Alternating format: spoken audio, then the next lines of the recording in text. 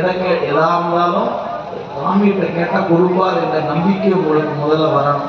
அப்படி வருகிற நம்பிக்கையை பெற்றுவிட்டால் எதை பெறுவது என்கிற இடம் வருகிற பொழுது என்னுடைய பெருவான் எனக்கு வேண்டியதை கொடுப்பார் என்கிற உறுதியும் உங்களுக்கு கிடைத்துவிடும். வேண்டத்தக்கது அறிவோய் நீ, வேண்ட முழுதும் தருவோய் நீ என்பதும், வேண்டும் பரிசு ஒன்று உண்டெனில் அதுவும் உந்தன் விருப்பன்றே என்பதும் திருவாசகம். எனவே இறைவன்கிட்ட 2 வகையான அணுகுமுறை. அவனிடத்தில் நீங்கள் சரணாகதி அடைந்து விட்டால் உங்களுடைய தேவையை அவன் நிறைவு செய்து கொடுத்துருவான். நீங்கள் கேட்க வேண்டியதே இல்லை. ஆனால் எனக்கு அவரிடத்தில் இன்னும் நம்பிக்கை பெறவில்லை, எனக்கும் அவர் கொடுப்பாரா இல்லையான்னு இன்னும் கொஞ்சம் சந்தேகம் இருந்துக்கிட்டே இருக்குது அப்படின்னா கேட்டு கேட்டு பெறுங்க.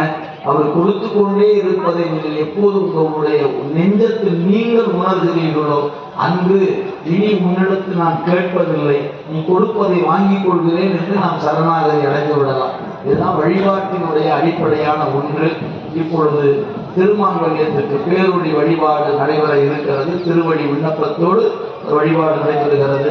அமைதியாக இருந்து வழிபாட்டை